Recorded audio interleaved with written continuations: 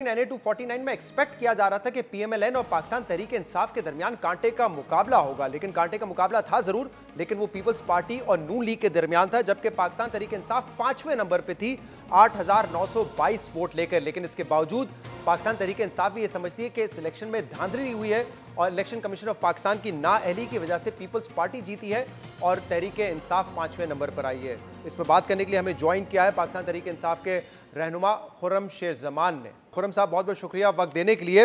नून league धांधली का इल्जाम लगा रही है क्योंकि वो 680 कुछ वोट से हारे हैं। आप तो 6000 वोट से ज्यादा की लीड से कल हारे हैं NA-249 में, 8,922 वोट आपने लिए हैं। आप क्या समझते हैं कि पाकिस्तान तहरीक इंसाफ के साथ भी धांधली हुई है? देखिए, मैं तो यहाँ पे हार जीत की बात नहीं कर रहा हूँ। मैं तो आपसे कह रहा हूँ कि मुझे तो ये समझ में नहीं आ रहा है कि पाकिस्तान पीपल्स पार्टी कहाँ से गई। पाकिस्तान पीपल्स पार्टी तो वहां पर गेम में नहीं थी, उनका तो कोई ताल्लुक ही नहीं था सिलेक्शन से, वो तो कहीं पर भी नहीं थी। वहां पे तो जितने सर्वेज हुए थे, जो आपने कराए, जो हमने कराए, जो बाकी 3 कंपनी सर्वे कराए, उसमें पाकिस्तान पीपल्स पार्टी 7वें 8वें नंबर पे थी। उन्होंने तो खाली वहां पे झंडे लगाए। 14 साल से पाकिस्तान पीपल्स पार्टी ने एक 4 आने का वहां पे काम नहीं कराया। वहां की आवाम बल्दिया की कहती है कि सारे महीने में एक 2 घंटे वहां पर पानी आता है। वहां पे तो लोग, इनकी कोई तंजीम नहीं है, कुछ भी नहीं है। 28 तारीख की रात तक पाकिस्तान तहरीक इंसाफ नंबर 1 के ऊपर थी। हमारे जो पोलिंग स्टेशन थे, जो हमारे कैंप्स थे, वहां पे रश लगी हुई थी। पीपल्स पार्टी के कैंप्स खाली पड़े हुए थे। हमारे जो CMS सिस्टम था, जो कि वाहिद हमारे पास था और किसी जमात के पास नहीं था, 16,882 लोगों ने हमारे CMS सिस्टम पे आके रजिस्टर किया और हमसे स्लिप्स बनवाई वोट डालने के लिए। अगर 30% लोग भी वहां से कहीं चले गए तो 70% लोग कहाँ गए? ये मेरी तो समझ से बाहर है कि ये तो मुझे ऐसा लग रहा है कि स्क्रिप्ट था पूरा कि PMLN को इतने वोट दे देने, पीपल्स पार्टी को इतने दे देने, TLP को इतने दे देने। हमारा तो मुकाबला भी इनके साथ नहीं था। हमारी तो समझ से बाहर है कि ये हुआ क्या है, इलेक्शन कमीशन के साथ इनका क्या गठजोड़ था, किस तरीके से इन्होंने प्लान किया है। क्योंकि पहले तो हम कराची में देखते रहे कि ठप्पे लगते थे, शोर शराबा होता था, लड़ाई झगड़ा होता था। ये तो इन्होंने इतनी खामोशी से काम किया है कि हमें तो पता नहीं चला कि इन्होंने किया क्या है।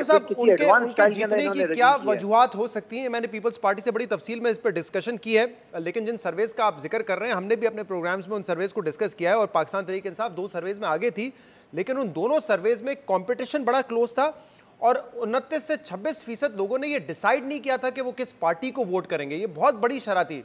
जितना आपको फेवरेट कहा जा रहा था, उससे ज्यादा उन लोगों की तादाद थी जो कि कह रहे थे कि हमने डिसाइड नहीं किया। तो ये एक बड़ा फैक्टर था।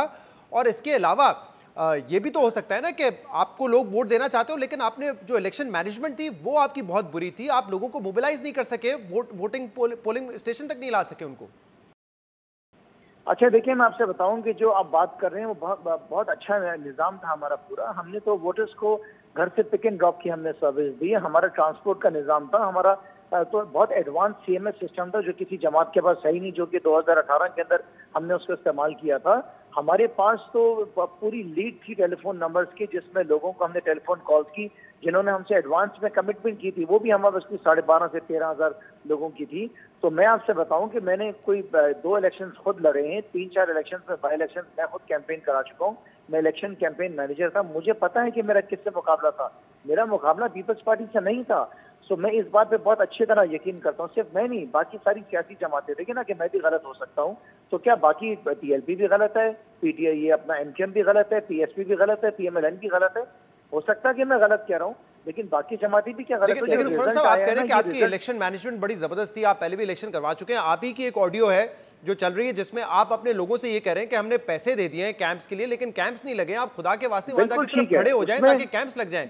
तो एक दिन पहले तक तो आपको लोग नहीं मिल रहे थे कैंप्स लगाने के लिए। तो ये कैसी इलेक्शन मैनेजमेंट ऐसी होती हैं कि जिनको गलत तरीके से लिया जाता है? वो फजर का वक्त था, सोने से पहले मुझे कैंप्स वाले की कॉल आई कि खुर्रम साहब, अब आपके लड़के नहीं आ रहे कैंप्स लगाने के लिए। जाहिर है सारे दिन के थके हुए थे लड़के, थक गए, सो गए, नेक्स्ट डे उठ के उन्होंने लगाना था। वो तो 28 तारीख थी, 29 तारीख थोड़ी थी। तो उसमें जाहिर है कि लोगों को, अपने लड़कों को थोड़ा सा मोटिवेट करने के लिए इस तरह के मैसेज देते हैं, लेकिन उसका मतलब ये नहीं कि उसको आप नेगेटिव ले लें। उसमें कोई इशू नहीं था, हमारे सारे कैंप्स लग गए थे। लेकिन मैं आपसे बताऊं कि आप जितने सहाफी, आपके चैनल के जितने सहाफी थे और कैमरामैन ऑन ग्राउंड थे, आप किसी से इंटरव्यू लें, उनको अपने सामने बिठाएं, उनसे पूछें कि ये मुकाबला पाकिस्तान पीपल्स पार्टी है, PMLN का तो था ही नहीं।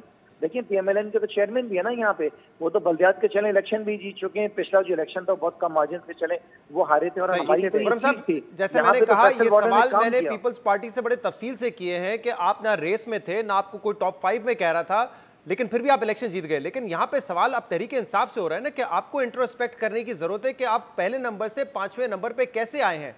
और ये तमाम तज्जिएकार कह रहे हैं कि आप लोगों को एक बड़ा मौका मिला, 14 नशिस्तें मिली, लेकिन आपने डिलीवर नहीं किया। इमरान खान साहब 6-6, 8-8 महीने हो जाते हैं कराची आके तवज्जो नहीं देते। जब आते हैं कभी 162 अरब रुपए के पैकेज का ऐलान होता है, कभी 1100 अरब रुपए के पैकेज का ऐलान होता है, अमली तौर पे नजर नहीं आता कुछ काम। तो लोगों ने बड़ा ट्रस्ट किया था, लेकिन अब वो बिल्कुल गायब हो चुके हैं इमरान खान वहां से, और आपके एमएनए कोई काम नहीं कर रहे। ये कम से कम आपकी जबान से सुनते हुए दुख होता है जब आप ये बात कहें, क्योंकि पाकिस्तान तहरीक इंसाफ के एमएनए को वजीर आजम साहब ने पिछले 2 साल में 9 अरब 90 करोड़ रुपए दिए हैं। सिर्फ हमें नहीं, एमकेएम के एमएनए को भी दिए हैं। ये सारा पैसा कराची के ऊपर खर्च हुआ है। कराची की अंदरूनी जितनी गलियां, सड़कें, पीने का पानी, सीवेज की लाइन, पार्क के सब तहरीक इंसाफ के एमएनए ने और एमपीएस ने बनाए। पाकिस्तान तहरीक इंसाफ ने नॉर्थ नाजिबाबाद में 6 ब्रिज बनाए, नेपियर रोड, निश्ता रोड और अभी मंगोपी रोड की इनॉग्रेशन की है।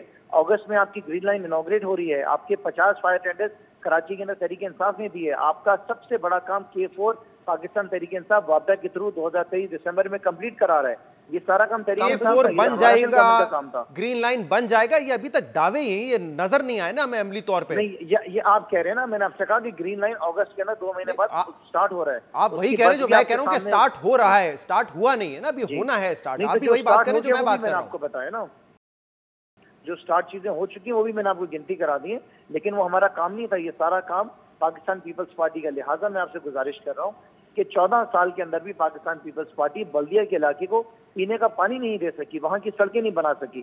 फैसल बॉर्डर साहब ने पिछले 2 साल में 35 करोड़ रुपए का वहां पे तरक्याती काम कराया है। हम तो इस वजह से मजबूत थे ना कि हमने तो वहां पे काम किया है, लोगों को डिलीवर किया है। खंडरात थे बल्दिया के अंदर, ये वही जगह है जहाँ पे फैक्ट्री में आग लगा के लोगों को जिंदा जला दिया गया था। इस पूरे इलाके को अपलिफ्ट किया फैसल बॉर्डर ने। 35 करोड़ रुपए की सड़कों का काम हुआ।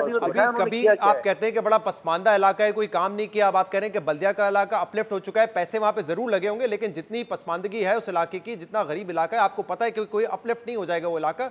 बहुत काम करना बाकी है। और हल्के में जब आप कहते हैं सर्वेज हुए, तो ये सर्वेज में भी बात सामने आई है कि फैसल वावडा साहब वहां पे नजर नहीं आते, उन्होंने वक्त नहीं दिया हल्के को।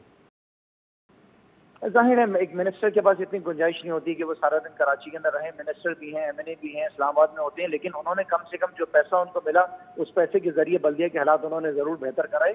इसी वजह से हमने इस दफा जो कैंडिडेट चूज किया था वो वहाँ का लोकल चूज किया था, जो कि बल्दिया का रिहायशी था। यही नहीं, लेकिन इसमें भी आपकी पार्टी में एक स्प्लिट था ना। शहजाद ऐवान साहब जो एमपी हैं वो इस्तीफा देने जा रहे थे। वो कह रहे थे कि एक कैंडिडेट जो कि ना सूबाई असेंबली की सीट जीत सका है, ना यूसी अपनी जीत सका है, उसको आप एमएनए का टिकट दे रहे हैं। देखिए, जमहूरी जमात है, इसके अंदर इख्तलाफात होते हैं, लेकिन जब फाइनल डिसीजन हो जाता है तो उसके बाद मालिक शहजाद अवान ने भी काम किया, तमाम तहरीक इंसाफ के वर्कर्स ने काम किया। हमारी यहाँ चीजें होती हैं, लेकिन जब फाइनल डिसीजन हो जाता है उसके बाद तो आपका तमाम एमएनएज, एमपीए सब काम करते हुए नजर है। हर एक किसी ने अपनी अपनी हक के अंदर रहते हुए कुछ ना कुछ काम जरूर किया, तंजीम में काम किया। लेकिन जो ये रिजल्ट आया है, ये रिजल्ट से मुझे नहीं कि काबिल कबूल, किसी सियासी जमात को काबिल कबूल। कल इमरान इस्माइल साहब, कल गवर्नर सिंध इमरान इस्माइल साहब ने कहा था कि अगर हम 5वें 6ठे नंबर पर आते हैं तो बड़ी तशवीश की बात होगी और हमें अपने गिरबान में झांकना पड़ेगा कि हम कहां गलती कर रहे हैं। लेकिन आपकी बातों से तो लगता है कि इंट्रोस्पेक्ट करने की कोई जरूरत ही नहीं है। इलेक्शन कमीशन की नाअहली की वजह से आप हारे और पीपल्स पार्टी जीती है। नहीं, मैं बिल्कुल भी नहीं समझता इस बात को। ये उस सूरत में मैं गवर्नर साहब की बात को मानूंगा अगर फ्री एंड फेयर इलेक्शन होता। मैं समझता हूँ कि मेरे लोगों ने जो है इमरान खान को वोट दिए। हमारे जो है 16,500 वोट, जिस तरह मैंने आपको बताया कि हमारे सीएमएस सिस्टम के ऊपर रजिस्टर वोट गया कहाँ, वो वोटर की तरफ आप समझते हैं तकरीबन 90% तो हमें पोलिंग स्टेशन के रिजल्ट इंट्रोस्पेक्ट करने की जरूरत नहीं है। बट गवर्नर साहब का बयान था कि हमें देखना पड़ेगा कि क्यों हम इतने पीछे जा रहे हैं। बहुत बहुत शुक्रिया।